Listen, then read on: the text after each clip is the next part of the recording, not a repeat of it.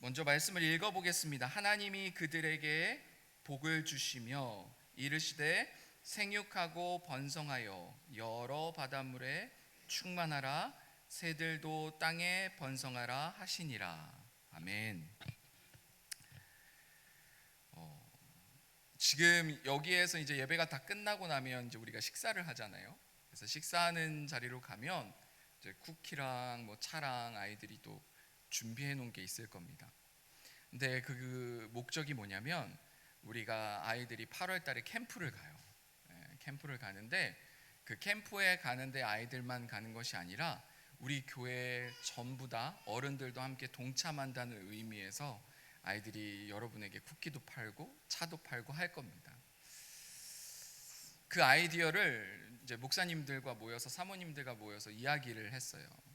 어떻게 하면 이 캠프가 그냥 아이들만 가는 캠프가 아니라 우리 모두가 가는 캠프로 만들 수 있을까? 사실은 뭐 저도 부모이기도 하지만 여러분 또 손주 손녀이기도 하고 자녀가 가는 것 곧 내가 가는 거랑 똑같아요. 하나님이 보시기에도 아마 비슷할 겁니다. 여러분이 가는 것, 여러분이 상황을 맞이하고 그리고 또 여러분이 사는 인생이 곧 하나님 자신이 사는 인생이라고 생각할 가능성이 아주 높습니다. 그래서 여러분이 슬플 때도 하나님은 같이 슬프실 거고 여러분이 기뻐하실 때도 또 하나님은 함께 기뻐하실 겁니다. 하나님에 대해서 내가 실제로 이렇게 눈으로 본 적은 없지만 자녀를 키우면서 간접적으로 경험한 때가 참 많은 것 같아요. 자녀가 아플 때는요, 제 몸이 건강한데도 불구하고 막 정말 대신 아프면 참 좋겠다라는 생각을 많이 한 것 같아요. 배우 신현준 아니다 차인표인가? 차인표가 이제 인터넷을 보다가 그냥 잠깐 어떤 영상을 보게 됐는데 되게 인상 깊게 제 마음에 와닿던 한 이야기가 있었어요. 자녀가 이렇게 애기였는데 뭐 하다가 이제 강력 접착제를 이렇게 떨어뜨린 거예요, 한 방울을. 근데 눈에 정확하게 탁 떨어진 거예요. 순식간에 이제 눈이 붓고 막 아이는 울고, 그래서 이 아이를 안고 병원까지 가는데 한 1시간 정도가 걸렸대요. 근데 이 아빠가 온통 한 생각밖에 없었대요. 괜찮아, 괜찮아, 괜찮아, 괜찮아. 너가 크면 내 눈 뺏어 줄게. 그 생각밖에 없었대요. 눈이 한쪽이 없으면 얼마나 불편할까? 이게 얼마나 귀할까가 아니라 온통 자녀 생각인 거예요. 괜찮아, 괜찮아, 괜찮아. 너가 크면 내 눈 뺏어 줄게. 다행히 병원에 갔을 때 아무 이상이 없고 그리고 잘 치료돼서 지금은 멀쩡한 눈을 가졌는데 그 배우의 마음속에는 그 장면이 잊혀지지가 않는 거예요. 괜찮아, 괜찮아, 괜찮아. 내 눈 빼서 너한테 줄게. 너가 크면 내 눈 빼서 너한테 줄게. 저는 그 장면이 그리고 그 말이 진심으로 느껴졌어요. 그리고 그냥 누군가에게 잘 보이기 위한 멘트도 아니었다라는 것도 우리는 알 수 있습니다. 우리가 자녀를 키우면서 눈 하나 빼주는 게 그렇게 고민이 되지 않을 것 같다라는 그 말에 제 마음속에 동의가 일어났어요. 맞아. 나라도 아마 그랬을 거야. 아마 심장을 빼주는 것도 고민하지 않을 것 같아요. 자녀들을 사랑하는 마음이 정상이라면. 아마 하나님이 독생자 아들 예수 그리스도를 우리를 위해서 죽으시고 부활하시고 십자가에서 내주신 것도 동일한 마음일 겁니다. 우리를 살리시기 위하여서 무엇이든지 할 수 있는 그 아버지의 마음이 그 하나님의 마음이에요. 그래서 그 마음을 아시는 분이 이제 창세기를 읽으면 그 창세기 안에서 그냥 순서대로 쓰여져 있는 것이 아니라 한 절 한 절 한 절이 큰 의미가 있다는 것을 여러분은 알게 될 겁니다. 먼저 창세기 1장 22절을 보면 성경에서 하나님이 처음으로 복을 주셨다라고 기록되는 것은 사람이 아니라 물고기와 새입니다. 이거를 먼저 기억하셔야 돼요. 우리가 생각할 때는 인간에게 먼저 복을 주셔서 인간의 복을 통하여서 뭐 동식물들이 복을 받는다라고 생각을 하잖아요. 그죠? 근데 성경의 순서대로라면 먼저 하나님은 물고기와 새에게 복을 주십니다. 그리고 그 다음에 그 복은 누군가의 노력이나 보상으로 되는 것이 아니라, 물고기와 새가 무엇을 잘해서 복을 받은 것이 아니라 하나님이 강제로 하나님의 권능으로 물고기와 새에게 복을 주시고 번성하게 하십니다. 번성하게 하신다는 것은 생명력과 숫자를 늘어나게 하신다는 거예요. 그리고 다음번에 창세기 1장 28절을 보면 또 하나님이 그들에게 복을 주시며 하나님이 그들에게 이르시되 생육하고 번성하고 땅에 충만하라 라고 또 두 번째 복을 주시는 장면이 나옵니다. 복이 먼저이고 명령이 나중이라는 사실도 보셔야 돼요. 보세요. 하나님이 그들에게 복을 주시며 하셨던 명령이 있어요. 그러니까 복을 주시지도 않았는데도 명령을 하시는 하나님이 아닙니다. 우리는 이 짧은 한 구절을 통해서 하나님을 알 수 있는데, 하나님은요 능력도 안 주시면서 어떤 일을 맡기시는 분이 아니에요. 인간이 하나님을 의심하는 거죠.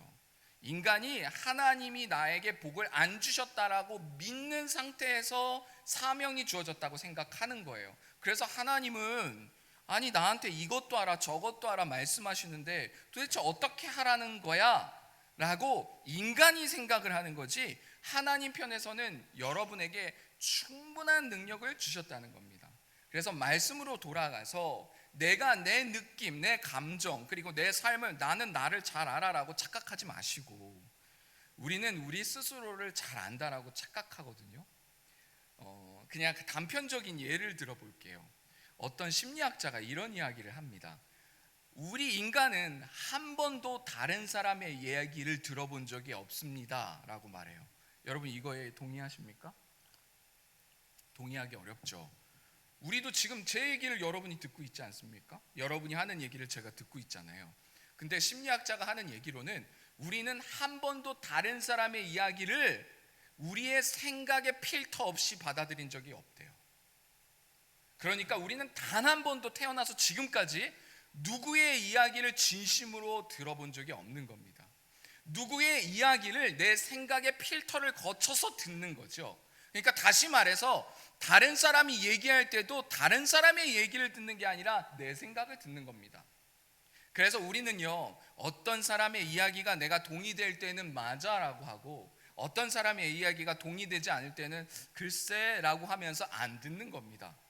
그래서 들었다 듣지 않았다라는 것은 내 이 피지컬, 이 신체적인 귀로 무언가를 들었다 안 들었다를 얘기하는 게 아니라 내 마음속에 이 사람의 얘기와 메시지가 온전히 배달이 되는가예요. 우리는 이것을 인정해야 합니다. 우리는 아내가 얘기할 때도, 남편을 얘기할 때도, 자녀가 얘기할 때도 그들의 얘기를 듣는 게 아니라 그들이 이야기를 하면 내 생각이 해석을 하고 내 생각이 해석한 이야기를 내가 듣는 겁니다. 그래서 우리는요 계속해서 인생을 살아가면서 완고해질 가능성이 높아요. 내 생각에 더 사로잡히고 더 무언가가 굳어질 가능성이 높습니다. 그래서 그것을 알아야 합니다. 나는 다른 사람의 이야기를 듣지 못하는 존재라는 것을 알아야 해요. 예수님이 우리를 맞이하실 때 그러셨어요. 예수님은요 우리가 어떤 이야기를 하면 우리가 이야기하는 것을 예수님의 생각으로 해석해서 우리에게 들으시지 않았어요. 우리가 죄인된 모습 그대로 우리를 받아주셨어요. 이게 사랑인데 우리는 가장 기본적인 사랑도 잊어버렸습니다. 어떻게 누군가를 사랑해야 하는지, 어떻게 하는 것이 누군가의 사랑의 시작인지를 우리는 완전히 잊어버렸어요. 그래서 우리는 다시 초심으로 돌아가야 합니다. 먼저 다른 사람의 이야기를 들어야 하는데 다른 사람의 이야기를 듣기 전에 내 생각을 내려놔야 해요. 우리는 하나님의 말씀을 들을 때도 똑같습니다. 성경을 읽을 때도 똑같아요. 우리는요 성경이 말씀하시는 것을 바로 듣질 못합니다. 성경이 말씀하시는 것을 우리의 인생대로 해석해서 우리의 방법대로 듣기 때문에 어떤 말씀은 순종하고 어떤 말씀은 순종하지 않고, 어떤 말씀은 크게 동의해서 은혜를 받지만 어떤 말씀은 마치 하나님의 말씀이 아닌 것처럼 밀어낼 때가 많아요. 그래서 지금 이 시간에는 잠시 동안 한 30분 40분 동안은 내 생각을 좀 내려놓고 내가 옳다라는 생각도 내려놓고 한번 들어보는 겁니다. 그래서 창세기 말씀 그대로 한번 들어보는 거예요. 하나님의 말씀은 먼저 복을 주셨습니다. 동식물에게도 복을 주셨고 인간에게도 복을 주셨고 그 다음에 명령하십니다. 뭐라고 명령하시냐면 생육하고 번성하라예요. 인간이 생명력을 갖고 긍정적인 생각을 가지고 활동차게 일할 때에 하나님의 유익은 없습니다. 근데 하나님은 계속해서 복을 주시고 우리에게 명령하시는 것도 우리가 하나님의 말씀을 쭉 읽어서 하나님의 명령대로 살면 하나님 자신에게 복되는 것은 거의 없어요. 우리 다시 한번 생각해 볼까요? 부모가 자녀에게 공부하라, 학원 가라, 뭐 하라 명령합니다. 근데 그 명령이 부모를 위한 명령입니까? 아니에요. 부모가 자식에게 하는 모든 명령, 방 청소해라, 뭐 해라, 뭐 해라, 자녀의 입장에선 잔소리처럼 들리지만 부모의 입장에서는 잘합니다. 네가 그것을 했을 때 나한테 유익은 없어. 하지만 자녀가 잘 되라고 하는 명령들이 거의 99.999예요. 부모가 귀찮아서 어떤 명령을 하는 경우는 특별하게는 없습니다. 그러면 우리가 부모의 입장을 충분히 이해한 상태에서 성경을 봐야 해요. 우리가 정상적인 부모라면 자녀에게 잘못된 명령을 절대 주지 않습니다. 자녀의 입장에선 힘들 수 있어요. 자녀의 입장에선 스트레스일 수 있습니다. 왜냐하면 성장은 스트레스와 함께 일어나기 때문이에요. 근성장도 고통 속에서 일어나서 근육이 단단해지는 것처럼 우리의 인생의 성장도 스트레스와 함께 일어나기 때문에 자녀의 성장에서 부모의 명령은 힘들 수 있지만 부모의 입장에서 하는 명령은 분명히 자녀에게 유익이 된다는 것을 알고 이야기합니다. 성경도 똑같습니다. 성경은 모든 명령을 하나님의 자녀를 위해서 하시는 거예요. 자, 생육하고 번성하라, 땅에 충만하라는 하나님의 나라를 위한 것도 아니고 하나님을 위한 것도 아니고 여러분 인생의 유익이 되기 때문입니다. 근데 그것조차도 우리의 마음이 망가져서 힘들고 스트레스가 되는 거예요. 어떻게 생육하고 번성하라는 거야? 도대체 왜 하나님은 나한테 이렇게 말씀하시는 거야? 아니 돈도 없는데 왜 자녀를 낳으라는 거야? 돈도 없는데 왜 결혼하라는 거야? 여러분, 그건 여러분의 생각이죠. 자녀를 낳고 가정을 가지고 인생을 살다 보면 유익된 것이 많지 힘든 것이 더 많다라고 얘기하는 그 사탄의 속삭임은 여러분 속지 마시기 바랍니다. 여러분, 결혼하는 것은 별것도 아니야, 힘든 거야, 어려운 거야 라고 얘기를 하는 건 정말 900가지 1000가지가 좋은 것 중에 힘들고 어려운 것들을 여러분에게 얘기할 가능성이 아주 많습니다. 아니, 실패할 수도 있죠. 힘들 수도 있습니다. 하지만 포기하지 말아야 할 것도 있습니다. 그래서 이 생각과 우리의 마음을 다시 한번 점검하고 들어보는 겁니다. 그래서 신명기 7장 7절을 보면 여호와께서 너희를 기뻐하시고 너희를 택하심은 너희의 다른 민족의 수보다 수요가 많아서가 아니고 너희의 모든 민족 중에 가장 적으니 다만 여호와께서 너희를 사랑하심으로 해요. 그러니까 하나님께서 여러분을 사랑한다는 그냥 그 안에서 여러분을 태어났고 그리고 복을 주셨어요. 우리 한번 잠깐 순서를 한번 볼까요? 넘겨 보십시오. 이걸 보고 뒤를 볼 거예요.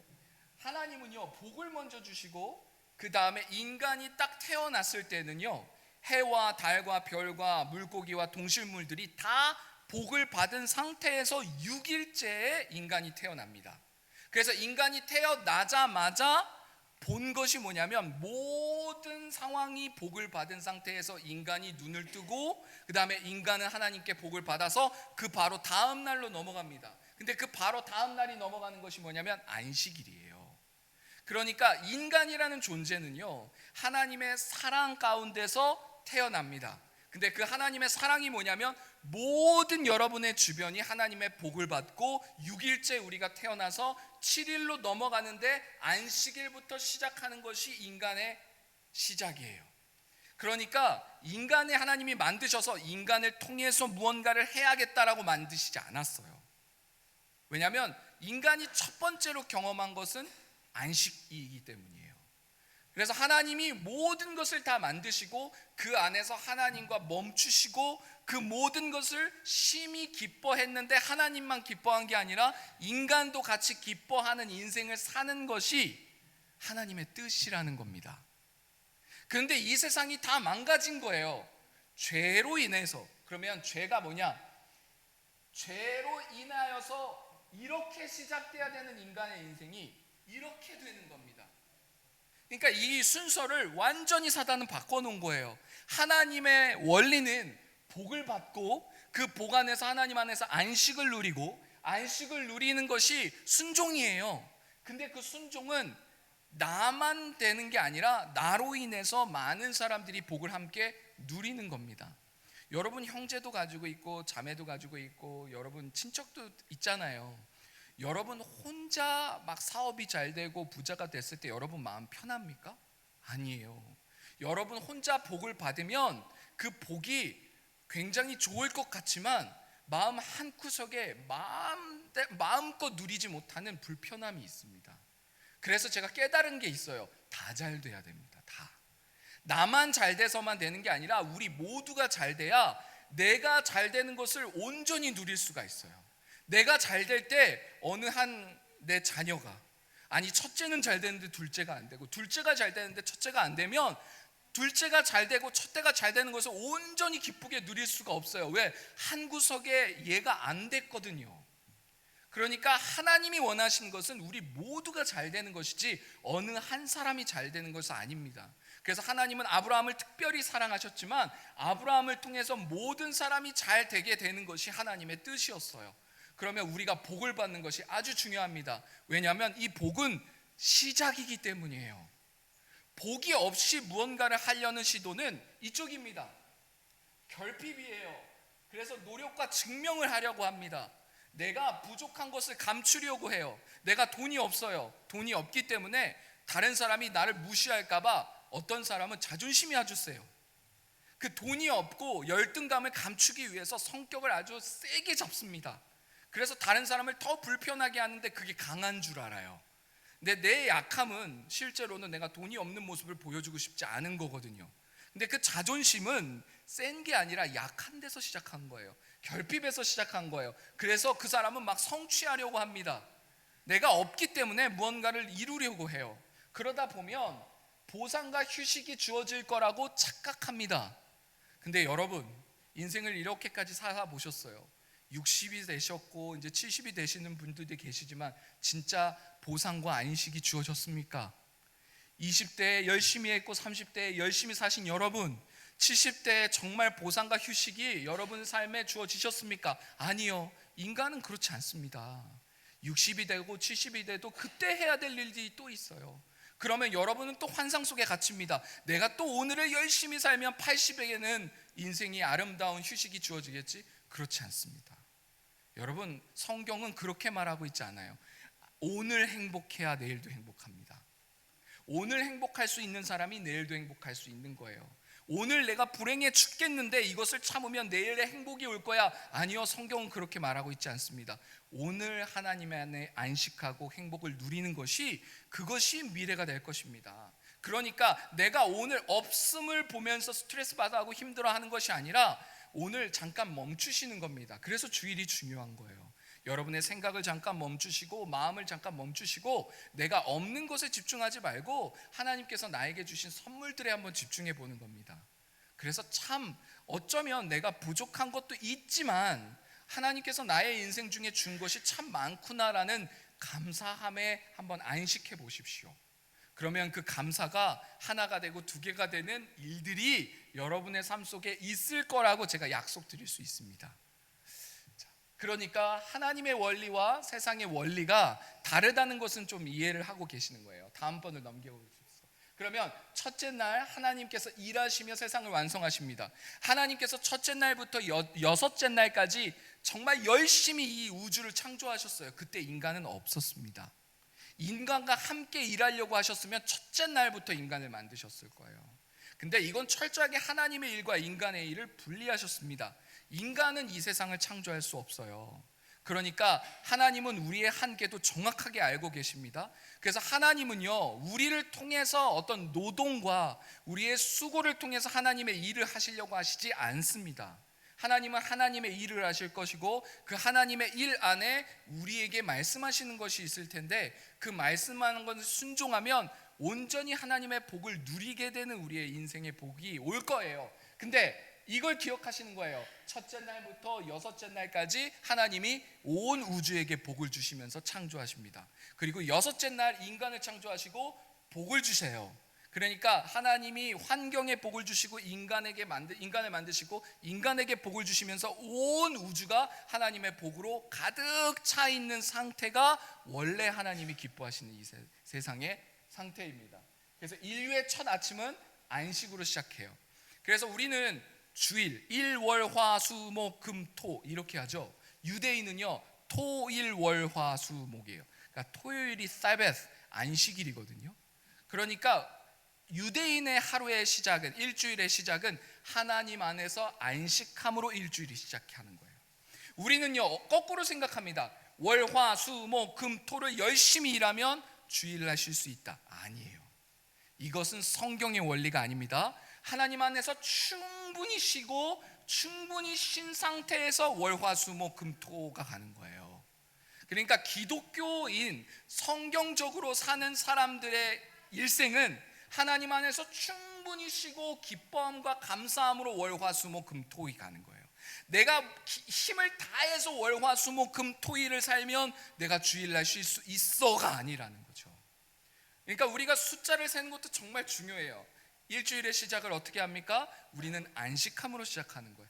하나님 안에서 쉼으로 시작합니다. 그 쉼은요 하나님께서 날 위해서 모든 것을 예비하셨고 날 위해서 이 세상에게 복을 주셨다라는 것을 믿음으로 시작하는 거예요. 여러분 이 세상이 얼마나 복에 넘치는지는 여러분 모르시죠? 저도 잘 모릅니다.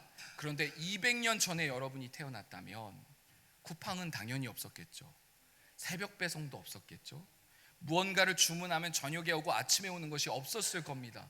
300년 전에 왕들은요 여러분처럼 빠른 자동차를 타고 다니지도 않았어요.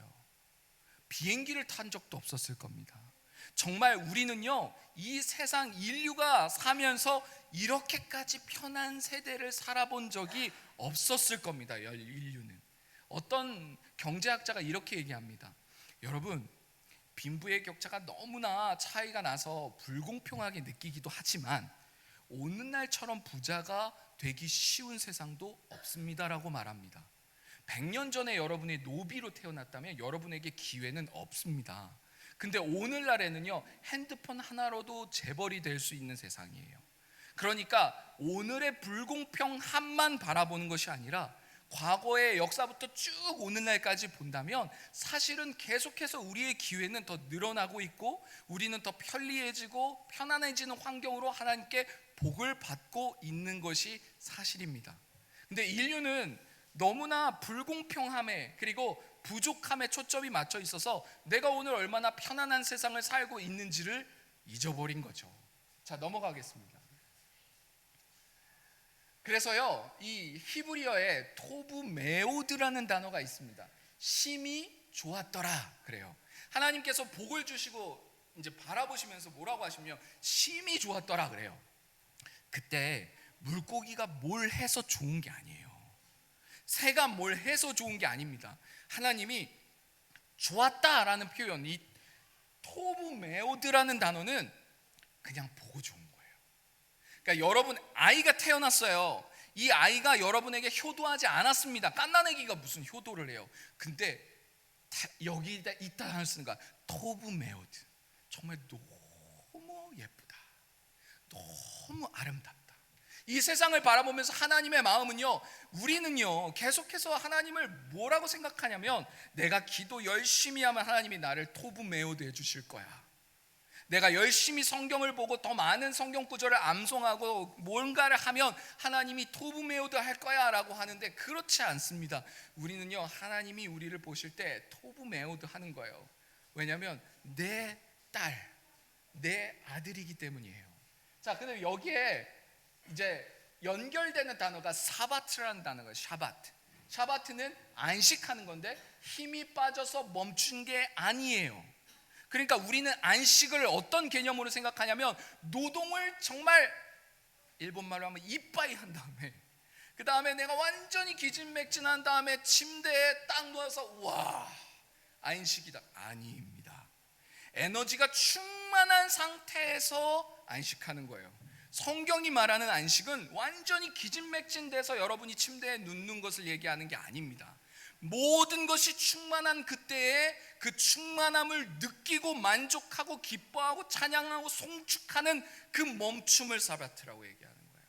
그러니까 하나님의 멈춤과 여러분의 휴식은 다른 개념입니다. 여러분 계속해서 나 안식해야 돼, 나 쉬어야 돼. 아니요, 그때의 안식이 아니에요. 여러분 충만할 때 멈추는 겁니다. 충만할 때 왜 멈추냐? 그 충만함을 계속해서 유지하는 거예요. 완전히 여러분이 기쁠 때 멈추는 겁니다. 그리고 기쁨을 계속해서 가져가는 것이 사바트, 안식입니다. 여러분이 바닥을 쳤을 때는 여러분 힘써 일어나야 돼요. 일어나야 됩니다. 그때는 안식할 때가 아니에요. 그게 안식이 아닙니다. 세상이 말하는 여러분 휴식해야 됩니다, 안식해야 됩니다. 여러분 그래서 주일날 여행 떠나는 사람이 얼마나 많은 줄 아십니까? 난 안식해야 돼. 아닙니다.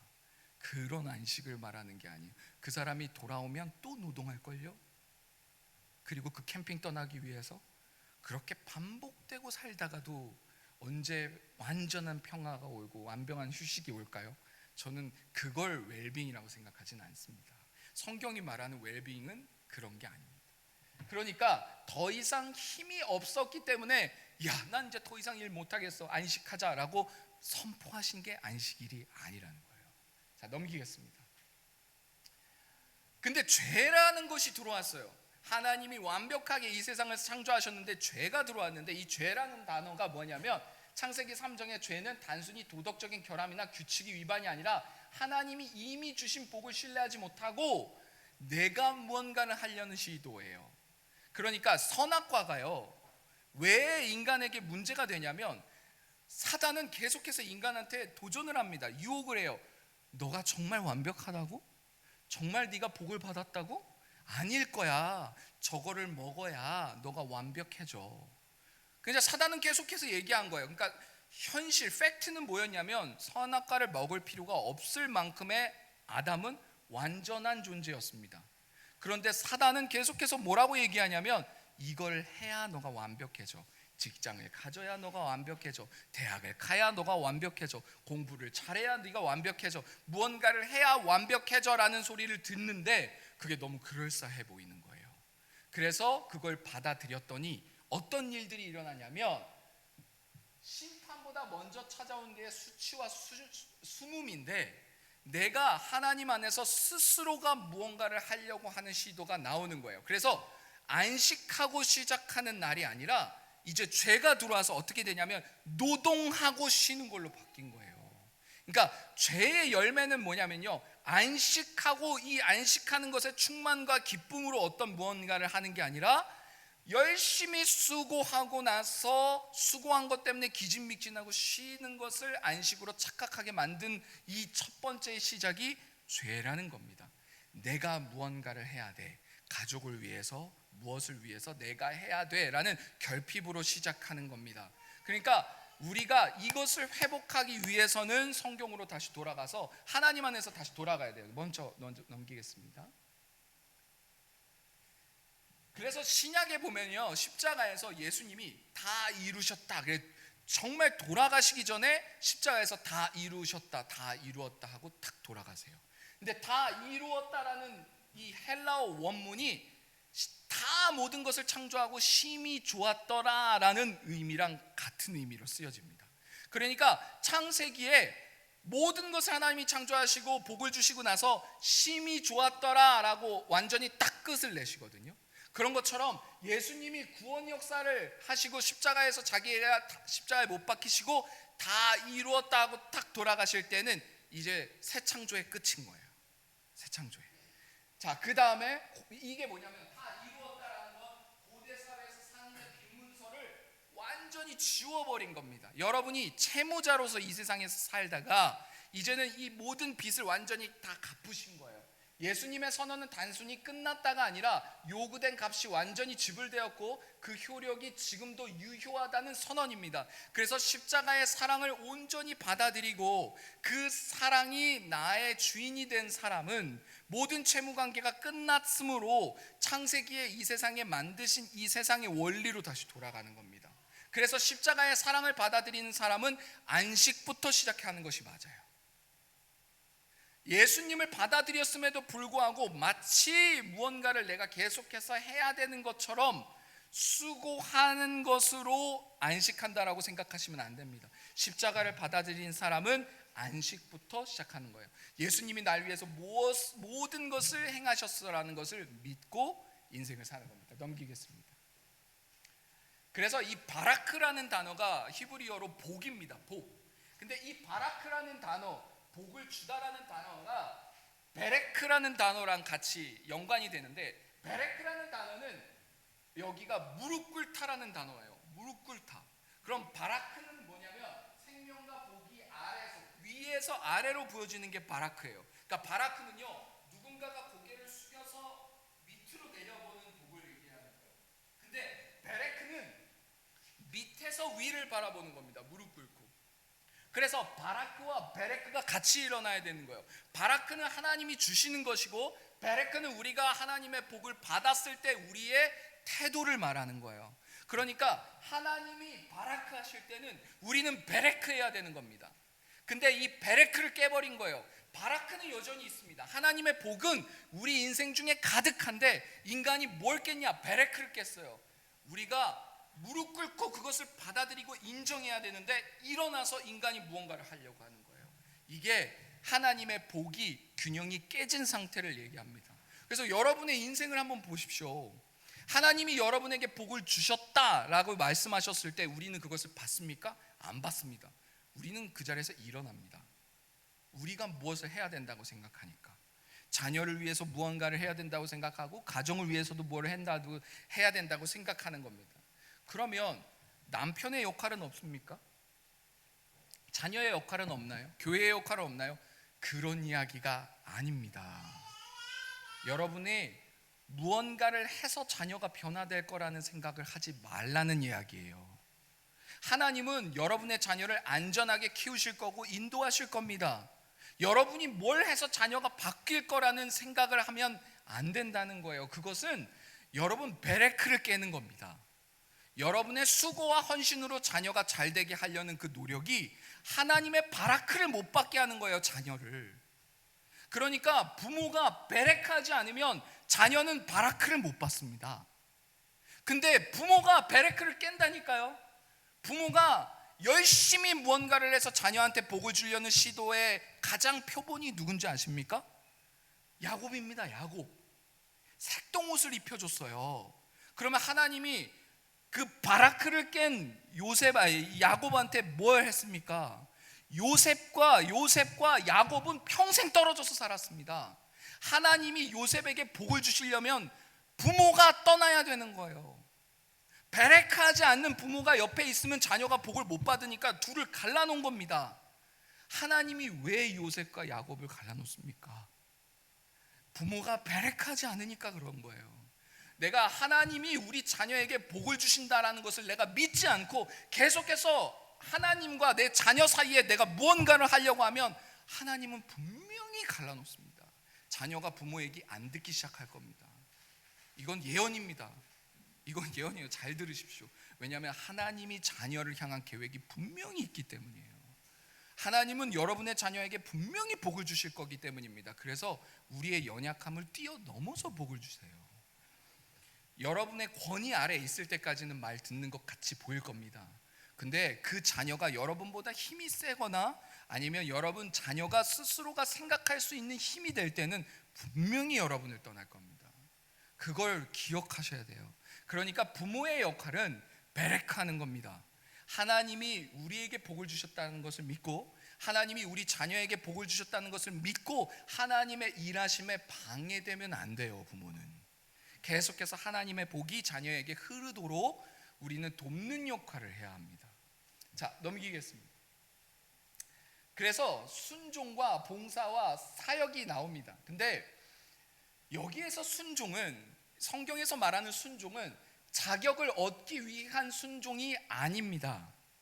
나는 자녀인 거예요. 자, 그러면 여러분 종업원과 사장의 회장 아들이나 사장 아들이 일하는 것과 뭐가 다르죠? 종업원은 월급을 받기 위해서 일합니다. 근데 만약에 사장 아들이나 딸들이 회사에서 일하면 이게 내 거가 되기 때문에 일하는 거예요. 그거 완전히 다른 거예요.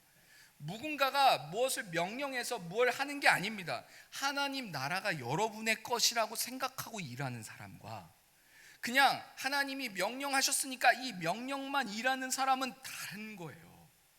여러분 머슴이 되지 말고 자녀가 되어야 합니다. 하나님은 여러분을 상속자로 부르신 거예요. 그러니까 노동하는 사람으로 부르신 게 아니라 이게 다 네 거가 될 거야. 그러니까 지금 네가 이 모든 걸 하는 것을 노동이라고 생각하면 안 되는 거예요. 여러분 목회가 노동입니까? 선교가 노동이에요? 전도가 노동입니까? 기도가 노동입니까? 아닙니다. 수요 예배가 노동이에요? 금요 예배가 노동입니까? 새벽 예배가 노동입니까? 무슨 생각을 하시는 겁니까? 무슨 생각을 하신? 천국이 여러분의 것이라고요. 천국이. 근데 왜 이게 노동의 개념이 됐죠? 왜 새벽 예배가 여러분 노동의 개념이 되고 수요 예배, 금요 예배, 주일 예배가 노동의 개념으로 됐습니까? 그것을 하면 무언가가 주어질 것 같은 우리는 이상한 느낌이 있잖아요. 그 느낌에서 우리는 탈출하셔야 됩니다. 하나님의 나라가 우리의 것이고 천국이 우리의 것이에요. 그래서 주일 예배는 내가 지켜야 되는 게 아니라 누려야 되는 겁니다. 그러니까 기도와 말씀은 내가 뭘 해야 되는 게 아니라 누려야 되는 거예요. 자, 그러면 봉사를 보십시오. 사랑받고 인정받기 위한 봉사인가요? 아니요. 여러분 누가 여러분을 칭찬해줘야 봉사합니까? 여러분 인정해줘야 봉사하냐요? 아닙니다. 성경이 말하는 것은 그게 아니에요. 내가 하나님의 자녀예요. 그래서 이미 완전한 사랑을 받았기 때문에 무언가를 내가 뭐 하는 거예요. 근데 사람들이 칭찬하는 겁니다. 여러분이 저를 인정해주면 선교 나갑니까? 여러분이 저를 칭찬해주면 저는 선교사가 되나요? 그럼 여러분 칭찬 안 해주면 전 선교사 아닙니까? 아니죠. 여러분이 칭찬을 하던 말든 전 이번 주 금요일날 갈 겁니다. 그건 여러분의 칭찬과 여러분의 인정과는 전혀 상관없는 이야기예요. 하나님이 나에게 복을 주셨기 때문에 저는 그 복을 누리러 선교지로 가는 겁니다. 제가 선교지에 가서 영혼을 구원하니 아니요. 그 복을 그들과 함께 누리는 겁니다. 그 생명력을 그들과 함께 누리는 거예요. 그게 선교입니다. 자, 넘기겠습니다. 사역과 결과, 무거운 결과에서 책임져야 된다는 생각이 어디서부터 온 거죠? 여러분 주님이 여러분을 위해서 십자가를 못 박히시고 구원하셨으니까 여러분이 선교사가 돼야 될 것 같고 여러분 길거리에 나가서 전도자가 돼야 될 것 같고 이런 무거운 책임감이 있다면 십자가를 모르는 겁니다. 그렇게 여러분을 부르신 적도 없어요. 여러분 선교지로 나아가는 사람은 무겁게 나가지 않습니다. 기쁘고 감사하게 누가 시켜서 나가는 게 아니라 자발적으로 그곳을 가는 거예요. 여러분 길거리에 전도하러 나갈 때 억지로 부모가 시켜서 아니면 목사가 시켜서 아니면 성경에서 하라고 하니까 나가는 게 아니에요. 전도는 내가 기쁨이 너무나 충만해서 이 기쁨과 감사를 나만 누릴 수가 없기 때문에 모든 사람이 다 잘 됐으면 좋겠다라는 마음으로 나가는 게 전도입니다. 자, 넘기겠습니다. 자, 우리가 얼마나 많은 사역을 했는가로 서로를 평가한다면 창세기 3장의 불안 속으로 들어가요. 근데 저도 그래요. 저도 목회를 하고 있지만 정말 열심히 헌신하는 학생들이 있어요, 교회에. 그럼 얘네를 더 이뻐하고 싶어요. 더 사랑해주고 싶고요. 더 존귀하게 느낄 때가 많아요. 주일말 왔다 갔다 하는 학생들보다 정말 토요일도 헌신하고 열심히 평일에도 쓸고 닦고 하는 그 친구가 더 아름다워 보일 때가 내 눈에 있습니다. 근데 목사는요, 하나님의 시선을 잃지 않아야 됩니다. 그래서 제 마음속에 싸우는 게 있어요. 뭐냐면 주일날 단 딱 한 번만 예배를 드리는 성도와 그리고 열심히 월요일부터 쓸고 닦고 하는 그 성도의 가치는 같다. 그 가치는 같다라는 내 마음속에 하나님의 사랑의 균형이 깨지 말아야 하는 겁니다. 더 존귀히 여길 수 있어요. 근데 인간이 이 세상에 살고 있기 때문에 유혹을 받습니다. 여러분 열심히 방을 닦고 공부를 잘하는 아들과 사고 뭉탱이 딸을 어떤 사람을 더 사랑합니까? 똑같이 사랑하시잖아요. 사고 뭉탱이 때문에 속상하긴 하지만 얘도 내 자녀고 얘도 내 자녀지 않습니까? 그러니까 목회자가 주일날만 예배 드리는 성도와 평일날도 계속해서 쓸고 닦고 기도하는 성도를 똑같이 사랑하려는 노력이 없으면 이 세상도 무언가 인정받고 싶어하는 것이 슬그머니 교회 안에 와서 이렇게 하면 더 하나님이 사랑해 주신다라는 착각에 빠질 위험성이 있습니다. 그래서 아무 사역이 안건이 없이 그저 함께 밥 먹는 시간이 제일 성경에서 그리고 교회에서 귀한 시간이라고 생각하시면 돼요. 그래서 예배를 드리고 나서 우리가 함께 어떤 사람이 음식을 준비했을 겁니다. 어떤 사람은 준비 안 하셨을지도 몰라요. 그런데 다 같이 그 자리에 모여서 함께 그 기쁨을 누리는 거예요. 수고한 자나 수고하지 않은 자나 똑같은 테이블에서 똑같은 반찬을 먹고 똑같은 밥을 먹으면서 그 사랑을 누리는 게 천국의 기쁨이라는 겁니다. 저는 선교지에서 열심히 수고하는데 왜 여러분은 수고 안 하십니까? 라고 제가 언제 얘기한 적이 있습니까? 그렇게 하나님의 나라가 돌아가는 게 아니에요. 누군가는 지구 반대편에서 수고하더라도 누군가는 지구 반대편에서 기도 1분도 안 하더라도 천국에 올라가서 같은 식탁 안에서 누리는 게 천국이라는 겁니다. 근데 그 사랑을 온전히 아는 자는 나가는 거예요. 그 사랑을 온전히 아는 자는 아무것도 안 하고 식탁에 참여하지 않습니다. 그게 또 사랑의 원리이기도 합니다. 자, 넘기겠습니다. 쥐었던 청구서를 내려놓으십시오. 당신의 인생에 당신이 무언가 이루면서 시작해야 한다라는 생각을 버리셨으면 좋겠습니다.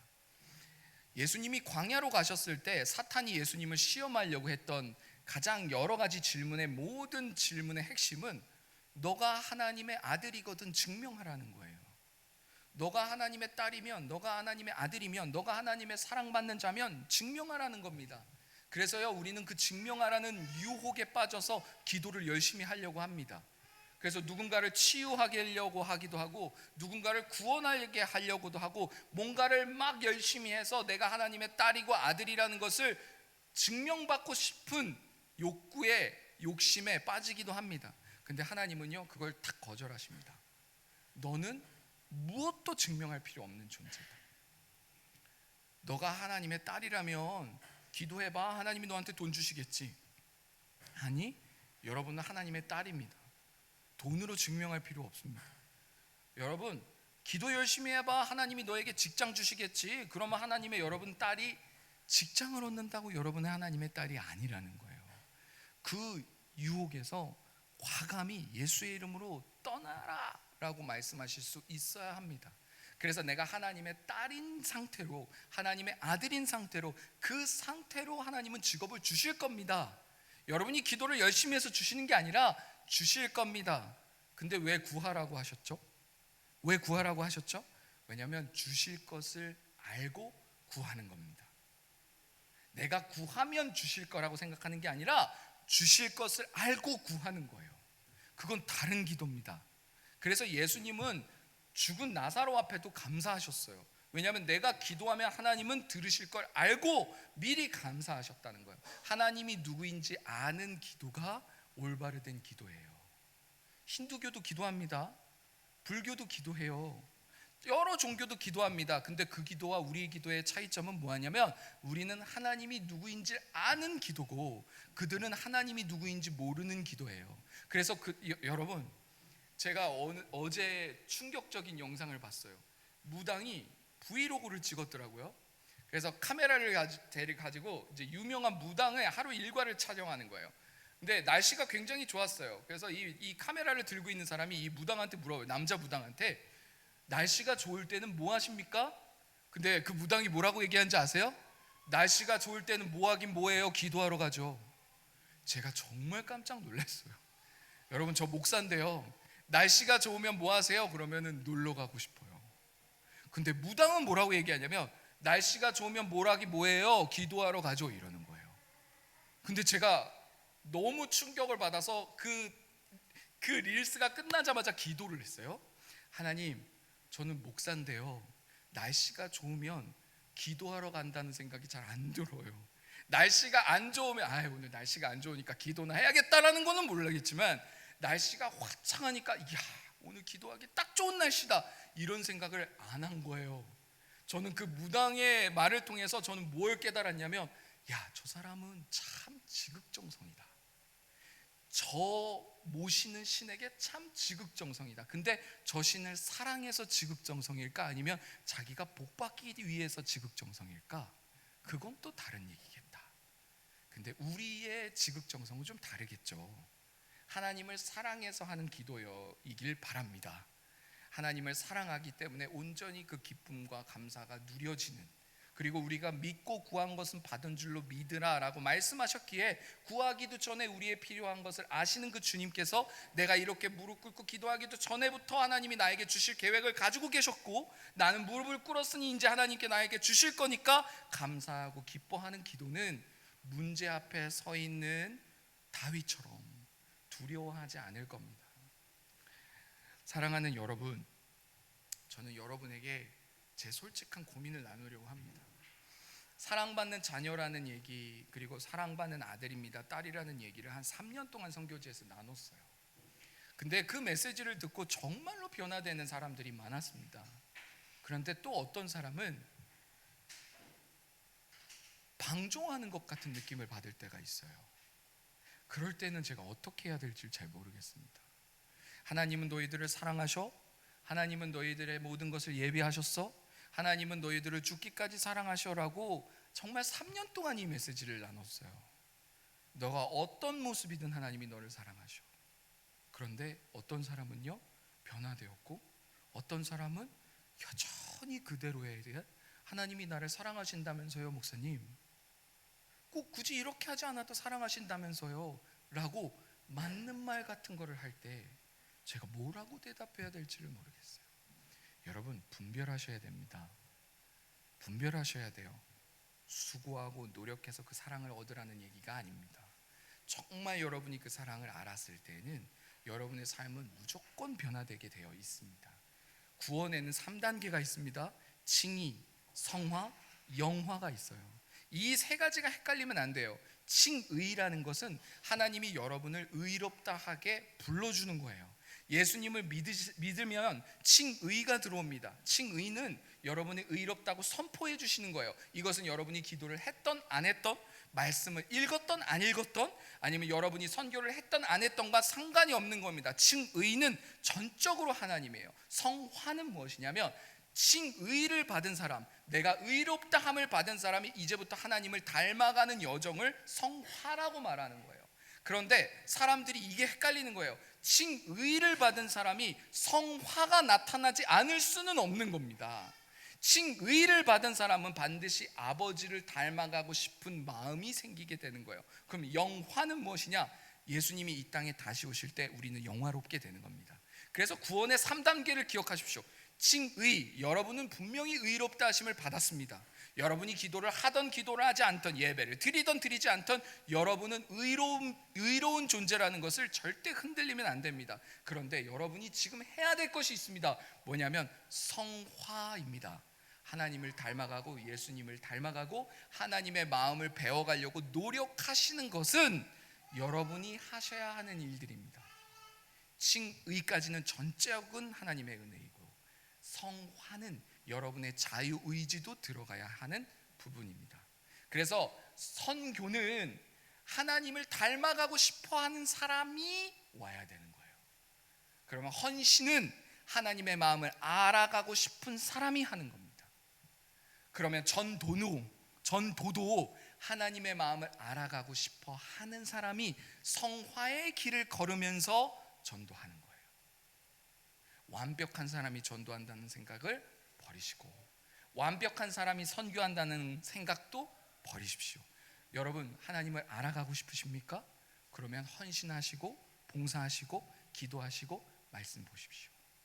그것으로 여러분이 더 의로워지지는 않을 겁니다. 여러분이 완전하게 의로워졌기 때문이에요. 그렇지만 여러분은 성화의 길을 걸 것입니다. 하나님을 더 알게 될 것이고 하나님의 마음을 더 누리게 될 것이에요. 여러분, 이것을 꼭 기억하셨으면 좋겠습니다. 저는 이번 주 금요일에 다시 이제 선교지로 돌아갑니다. 여러분, 제가 오늘 말씀을 준비하면서 제 마음이 참 어려웠어요. 저도 자녀를 키우고 있지만 우리 자녀들이 정말로 이 세상을 이길 수 있을까? 라는 마음이 제 마음속에 막 들어오기 시작했어요. 두려웠고 불안했습니다. 하나님이 절대 여러분을 놓지 않으시고 우리 자녀들을 놓지 않겠죠. 저는 그것을 부인하거나 아니면 의심하진 않습니다. 근데 우리가 자녀를 어떻게 키워야 되는지, 그리고 우리가 자녀가 어떻게 키웠을 때 우리 자녀들이 세상을 이기면서 살아갈지는 부모가 깊이 고민해 봐야 되는 문제예요. 그래서 우리는 캠프를 준비했습니다. 우리는 캠프에 2박 3일 동안 아이들이 캠프를 들어가서 말씀을 읽고 기도를 하는 시간들이 있을 겁니다. 여러분, 그 시간에 여러분도 함께 기도해 주셨으면 좋겠어요. 캠프에 가서 아이들이 뭐 변화돼 그걸 얘기하는 건 아닙니다. 그런데 하나님은요, 이 세상의 문화에 영향을 받으면서 살게 만드시지 않았어요. 우리 아이들은 문화를 만들어가면서 살게 될 것입니다. 우리 아이들의 친구들과 그리고 아이들의 관계 안에 하나님의 선한 영향력을 아이들이 끼쳐가면서 살게 만드셨지, 세상의 영향력이 우리 아이들에게 받으면서 그 영향력 아래 살게 그렇게 만드시지 않았다는 겁니다. 다스리는 자로 여러분을 키우실지, 아니면 다스림을 받는 자로 여러분을 키우실지, 자녀를 키우실지 우리 부모가 선택해야 되겠지만, 나는 우리 아이들이 다스리는 자가 되었으면 좋겠어요. 그래서 캠프에 모두 다 참여했으면 좋겠고, 그 캠프 기간 가운데 우리 아이들이 이 세상에서 다스리는 자로 컸으면 좋겠습니다. 영향력을 주는 사람으로 키웠으면 좋겠습니다 라는 여러분의 간절한 기도 제목도 함께 캠프에 녹아졌으면 좋겠습니다. 함께 기도하겠습니다.